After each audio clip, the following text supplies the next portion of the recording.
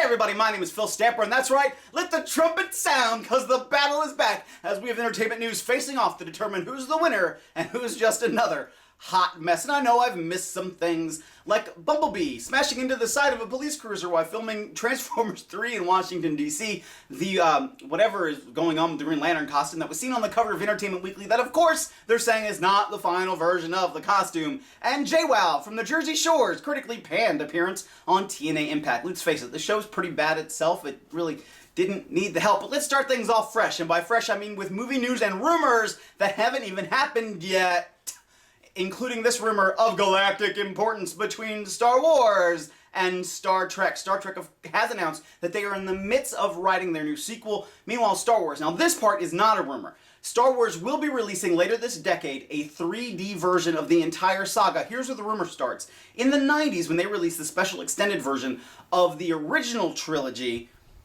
they actually used that money to pay for the new trilogy. So will the 3D release pay for the new Star Wars, a new Star Wars trilogy? Well, that seems to be the rumor that's in the air right now. So who would win in this battle between the depths of the Star Trek universe or Star Wars and a brand new trilogy? Well, I hate to say it, but it's gonna be Star Wars. George Lucas can make anything. It can be total crap, like the new trilogy, or like Indiana Jones and the Crystal Skull, and he's gonna make hand over fist pure cash money right in his hand. Now, don't get me wrong, Star Trek is gonna make another 9-figure number in the box office, but Star Wars right now is gonna walk away the big victor. And I'm a huge Trekkie, and I'm so sorry to say that. And in other movie news, it's the battle of the Man in Black versus the Little Blue Guys. That's right, I'm talking about Batman The Dark Knight Rises versus Avatar. Avatar has announced that Avatar 2 will be released in 2014 and Avatar 3 will be released in 2015. Meanwhile, rumors are circulating everywhere around When the Dark Knight Rises. Now, I'm just going to stop here and just say I give it to Batman. My guy Batman, because let's face it, I cannot watch another live-action Fern Gully. Sorry, I said it. Now, everybody under the sun who's ever worked with Christopher Nolan ever is being rumored to be appearing in The Dark Knight Rises, especially Joseph Gordon-Levitt and Tom Hardy. Now, there are also rumors that are saying that the cast is going to be very female-heavy, and you're going to see Catwoman and Talia al Ghul in possible appearances from Croc and or Bane. So what's going to happen with Batman here? Well, I don't know what's going to happen, but I know he's going to be phenomenal in the box office, and I don't care if they make another $1 billion. This is going to be the better movie.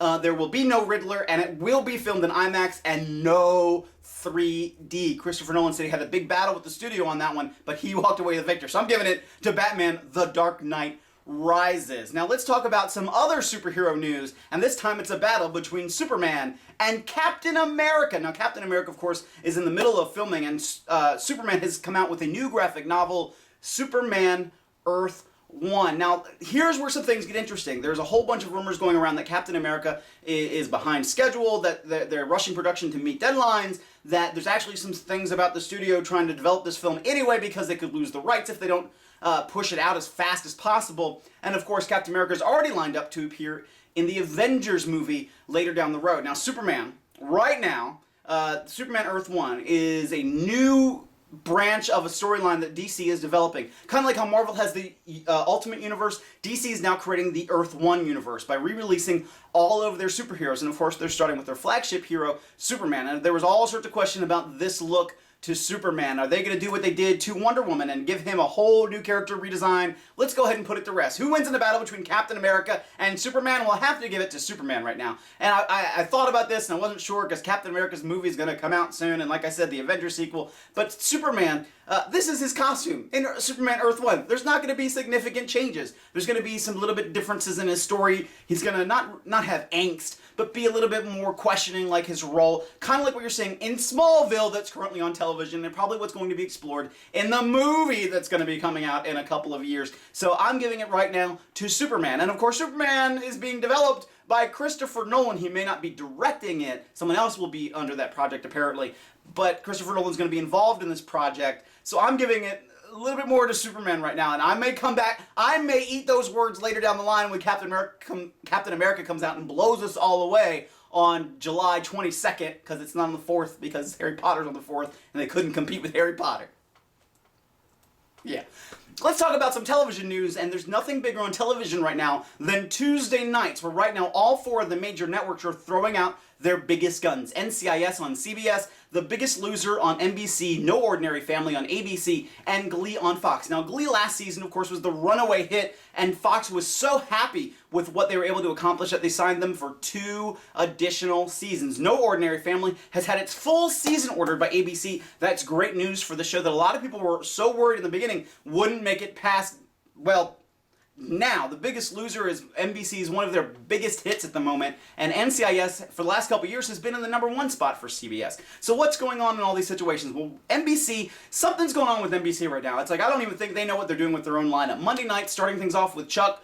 Chuck is great. Chuck this season has developed fully, I think, into the show that you really want to watch. They have other great shows on television like Undercovers that nobody is watching because I think they book all their shows awkwardly together. Biggest Loser is the only reality show on this night. I think that's great. I think that was great scheduling by NBC. That way there's no competition in the reality lineup, that people who want to see reality shows can watch The Biggest Loser. And there's some people say, well, it's not really a reality show.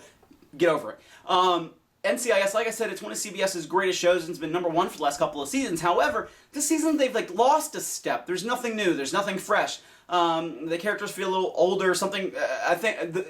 The guy who plays McGee, and his name is just totally escaped me. Sean Murray has lost way too much weight. Something is up. No Ordinary Family has been ABC's greatest hit. And it's so weird because ABC for the longest time was on the radar as being the worst of the 4 major networks. And right now it's NBC. You know, Must See Thursdays a couple years ago. And now nobody's watching us, NBC. And Glee. Glee is a show I want to be better than it is because it has so much potential. Last season seemed to really get into its own in the second half of the season. This season it's just not kicking it. They're doing full versions of songs instead of little snippets, and I think they're just killing it. They're overdoing it. They just did a version of Rocky Horror Picture Show, which, by the way, Kurt that was awesome. That was hilarious. That was awesome. But a lot of the cast didn't really seem to be into it. Mercedes, who I love, who was just announced to be one of the most inspirational people on television currently, played Frankenfurter. That was friggin' amazing. But she looked like she just didn't care. Like there was something. There's something else going on. I don't know what's going on with Glee. So who is the big winner on Tuesday night and who's the hot mess? Right now, I hate to say it, Glee, you're the big hot mess. And meanwhile, NCIS is the big winner. No Ordinary Family, I think, still has some strides to go. They need to actually put the family in danger and not have, oh look, we have evil bad guys over here, and oh look, the family over here. Let them bust some heads. That's what we want to see with our superheroes. We want to see them getting some galactic kind of fights and junk and stuff. So NCIS right now is the big winner on Tuesday nights. Some new rumors going on that one of these 3 characters will be shot in the middle of November sweeps on November 16th. Will it be Director Vance, Tony DiNozzo, or Ziva David? And apparently something will be uncovered about whoever is shot about a storyline that they've been developing for the last 2 or 3 years. So could it be Tony and whatever's going on with him and his dad? They only talked about one time last season and in the season premiere this season. The Director Vance, who might not actually really be Director Vance, or Ziva David and her whole connection to Israel. But I think they've done that to death. They've already given him my pestis. I really don't know what they're going to do with him because then they kind of said that all the stuff that was questioned about him was bogus anyway. I'm not sure what's going to happen on NCIS. You need to make sure you watch November 16th, apparently. Forget what else is on Tuesday night, or watch it on TiVo or online, online legally, abc.com, fox.com, all that stuff. And in other news, and of course I'm being a little bit self-promoting, this Friday in Leesburg at the Leesburg Theater, come see Ninjas vs. Vampires. It's the sequel to Ninjas vs. Zombies. Will be appearing in its premiere this Friday in Leesburg. Make sure you check out ninjasversusvampires.com for more information. Of course, the first movie in this series, Ninjas vs. Zombies, is available for release on Amazon, Walmart.com, BestBuy.com, Netflix. Check it out. Ninjas vs. Zombies, but Ninjas vs. Vampires, Leesburg this Friday, and on Halloween night will be appearing in Frederick. Ladies and gentlemen, thank you very much. This has been the hot mess, and it's been a long time, baby, and I hope to be doing another one soon and seeing you all very shortly. Have a good one.